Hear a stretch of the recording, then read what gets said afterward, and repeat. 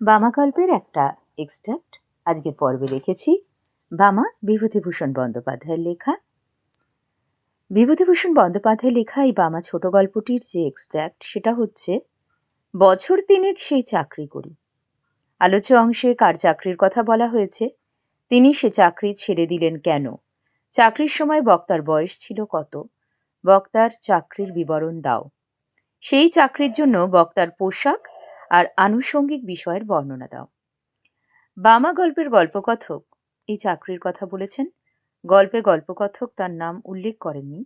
উক্ত পুরুষই এই গল্পে রচিত।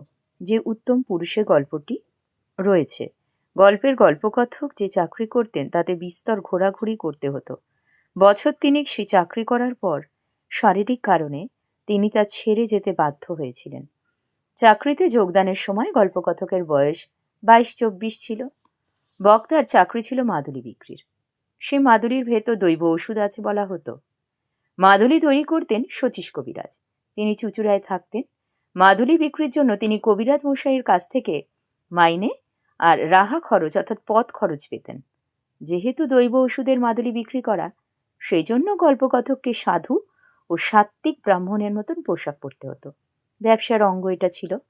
তার পরনে থাকতো গেরিমাটির রঙে ছোপানো কাপড়, পায়ে ক্যাম্বিসের জুতো, গলায় মালা। এছাড়া তার হাতে থাকতো একটা ক্যাম্বিসের ব্যাগ। সেই ব্যাগের ভেতরেই থাকতো মাদুলি আর অন্যান্য ওষুধ। আজকের আলোচনা পর্ব এখানে শেষ করলাম। ধন্যবাদ সবাইকে।